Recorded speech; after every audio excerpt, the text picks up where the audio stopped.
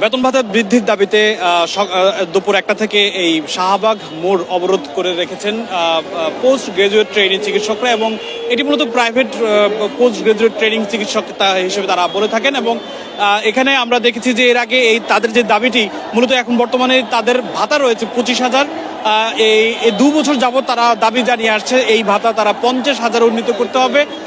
তারা বলছেন অর্থ মন্ত্রণালয়ে এই বর্তমানে এই যে তাদের যে দাবিটি এবং তাদের যে প্রজ্ঞাপনটি এটি আটকে আছে, এবং এই প্রজ্ঞাপন না আসা পর্যন্ত তারা এই শাহবাগে অবরোধ করে থাকবেন বলে এখনকার যারা চিকিৎসক তারা জানিয়েছেন। আমরা তাদের সঙ্গে একটু কথা বলতে চাই, তারা আসলে তাদের কি দাবিটা মূলত কি আমরা আর একটু বিস্তারিত জানতে চাই।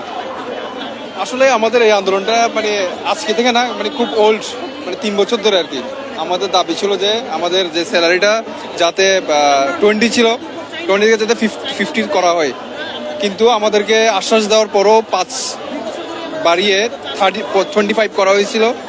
পরে বলা হয়েছিল যে 6 মাসের মধ্যে আরও 5কে বাড়াবে, বাট এখনও প্রায় 1 বছর হয়ে গেল, কোনো বাড়ে নাই। তো আমাদের একটাই দাবি, আমাদের স্যালারি যাতে 25 থেকে বাড়িয়ে 50-এ নিয়ে যাওয়া হয়, এটা আমাদের দাবি। আর আমাদের বর্তমান যে দ্রব্যমূল্যের উদ্যোগতি, এতে মানে আমাদের আসলে হিমশিম খেতে হচ্ছে, ফ্যামিলিকে সাপোর্ট দিতে হয়, নিজেদের খরচ আছে, সবকিছু মিলিয়ে 25 মানে এটা ভেরি মিনিমাম। হয়তো জানেন না যে জানেন, অনেকে হয়তো মনে প্রশ্ন থাকতে পারে যে আপনারা তো ডাক্তার, চেম্বার করে অনেক টাকা কামাই করেন, কিন্তু আপনারা রাজপথে 25,000 টাকা স্যালারির বাইরে আপনারা অনেক টাকা ইনকাম করেন, আসলে বাস্তবতা কি আপনাদের? আসলেই না, কারণ রেসিডেন্সি এমন একটা কোর্স যেখানে মানে আমাদের প্রোটোকলেই বলা আছে, মানে আমাদের যে ওয়ার্কিং টাইম এর বাইরে আমাদের ফিক্স কিছু ডিউটি থাকে, নাইট ডিউটি থাকে, কারো ইভিনিং থাকে, হলিডেতে ডিউটি থাকে। তো আমরা আসলে চাইলেও প্রাইভেট প্র্যাকটিস করতে পারি না, হাতে সময় থাকলেও, এটা মানে লিগাল না আর কি। তো আসলে ম্যাক্সিমামই প্রাইভেট প্র্যাকটিস করতে পারে না, অনেকেই করে হয়তো পেরিফেরিতে গিয়ে, বাট ওইটা খুবই নগণ্য যা ইনকাম হয়। তো আমরা চাই আমাদের স্যালারিটা যাতে মিনিমাম 40 to 50-র মধ্যে যাতে হয়, এটাই চাই। আমি হচ্ছে ফেইজের resident, maxillofacial surgery, Chattogram medical college, Chittagong থেকে এসেছি। যে আপনি কোথা থেকে এসেছেন এবং আজকে যে আন্দোলন করছেন, এর আগে কি আসলে এই ধরনের কোনো আন্দোলন হয়েছিল কিনা, বা আপনারা মূলত দাবিটা কবে থেকে জানিয়ে আসছেন? জি, আপনাকে ধন্যবাদ। জি, আমি এসেছি সারসুলেমোলা মেডিকেল কলেজ থেকে। আমি একজন FCPS পার্ট 2 ট্রেনি।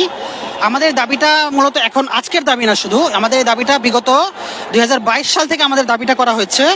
আমরা বিগত 2022 সালেও অনুরূপ একটি আন্দোলন হয়েছিল, এই শাহবাগে সেই আন্দোলনটা হয়েছিল। তখন আমাদের আমাদের দাবি ছিল আমাদের পোস্ট গ্রাজুয়েট প্রাইভেট ট্রেনি চিকিৎসক যারা আছেন, private FCPS trainee, resident, non resident যারা আছেন, তাদেরকে তাদের ভাতা যেটা তখন ছিল 20,000 টাকা মাত্র, তখন সেটা বাড়িয়ে আমাদের দাবি ছিল 50,000 টাকা করা। তৎকালীন সময়ে তাদের নেতৃস্থানীয় পর্যায় থেকে আমাদের বলকে তারা যৌক্তিক এবং তারা ধাপে ধাপে এটা বৃদ্ধি করবে, এবং প্রাথমিকভাবে 5,000 টাকা বৃদ্ধি করা হয়েছিল। কিন্তু আমরা দেখেছি বিগত প্রায় 2 বছর পার হয়ে যাওয়ার পরও আমাদের এই ভাতাটা সেই 25,000-ই আটকে আছে। আমাদের যে দাবি ছিল 50,000 টাকা দাবি, সেই দাবিটা আর পূরণ হয়নি, সেই 25,000-এ আটকে আছে। আপনি আমাদের বর্তমানে জানেন, বর্তমানে যে মুদ্রাস্ফীতির যে পর্যায়, এই পর্যায়ে 25,000 টাকায় একজন পোস্ট গ্রাজুয়েট প্রাইভেট ট্রেনি চিকিৎসক, যার বয়স সাধারণত 28 থেকে 40 বছরের রেঞ্জে, তার সংসার আছে, তার বাচ্চা কাচ্চা আছে, সে কিভাবে চলবে? বিশেষ করে যারা ঢাকা শহরে থাকে বা বিভিন্ন বিভাগীয় শহরে থাকে, তাদের তো বাসা ভাড়াতেই 20,000 টাকা পার হয়ে যায়। তারা কিভাবে মাত্র 25,000 টাকায় চলবে, যেখানে তাদের লিগালি কোনো প্রকার প্রাইভেট চেম্বার করারও অধিকার নাই? তো আমাদের দাবি এই জন্যই, আমাদের একটাই, আমরা বিগত 4 মাস ধরে সমস্ত প্রকার ফাইল ওয়ার্ক, স্বাস্থ্য মন্ত্রণালয়, অর্থ মন্ত্রণালয়, সমস্ত প্রকার ফাইল ওয়ার্ক আমরা করেছি। তো সব জায়গা থেকেই বলা হয়েছে আমাদের দাবি যৌক্তিক, কিন্তু আমাদের দাবির ব্যাপারে কোনো প্রকার আশানুরূপ ফল আমরা পাচ্ছি না। এই জন্য আমরা বাধ্য হয়ে আজকে রাস্তায় নামতে বাধ্য হয়েছি। আমাদের এটা অনির্দিষ্টকালের অনশন, আমাদের যতক্ষণ পর্যন্ত প্রজ্ঞাপন না হবে যে আমাদের ভাতা বৃদ্ধি না করা হচ্ছে এবং আমাদের যে দাবি, সেই দাবি অনুসারে ভাতা বৃদ্ধি না করা হচ্ছে, ততক্ষণ পর্যন্ত আমাদের দাবিটা অনির্দিষ্টকালের ধর্মঘট হবে। ধন্যবাদ। যারা চিকিৎসক রয়েছেন তারা বলছেন যে তারা 2 বছর ধরেই তাদের এই আন্দোলন অব্যাহত রয়েছে, তারা বিভিন্ন সময়ে দাবি জানিয়ে আসছেন। আমরা তাদের সাথে কথা বলছিলাম, তারা বলছিলেন যে এই দাবিটি তারা 2 বছর ধরেই চালিয়ে আসছেন। আমার আরেকজন যারা ট্রেনি পোস্ট গ্রাজুয়েট চিকিৎসক রয়েছেন তাদের সাথে কথা বলি। আপনাকে আমরা দেখেছি এর আগে আপনারা আন্দোলন করতে, আজকের যে আন্দোলন, আগের আন্দোলনে আসলে আবার নতুন করে নামতে হলো কেন, কি অবস্থা? আপনারা দেখেছেন যে আমাদের আন্দোলনটা 3 বছর ধরে চলে আসছে, হ্যাঁ। তো এখানে আমরা কি করেছি, আমরা কিন্তু সবসময় শান্তিপূর্ণভাবে আন্দোলন করে আসছি।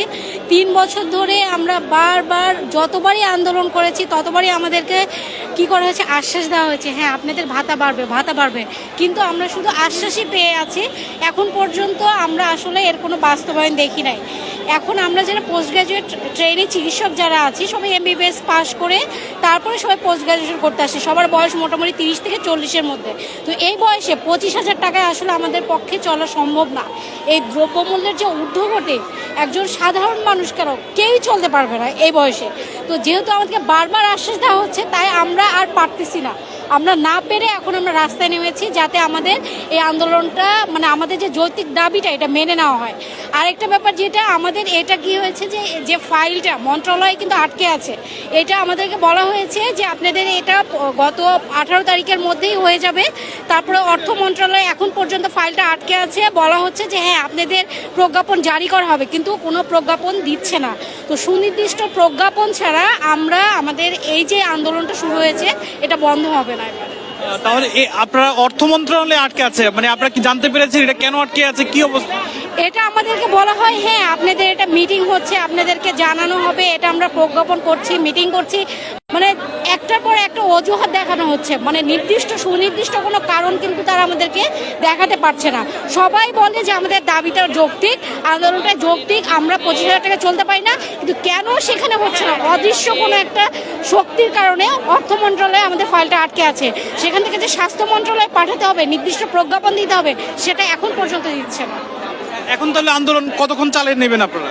আমাদের নির্দিষ্ট প্রজ্ঞাপন না আসা পর্যন্ত আমাদের আন্দোলন বন্ধ হবে না, চলতে থাকবে। তাহলে অবরোধ কতক্ষণ পর্যন্ত চলবে এখানে?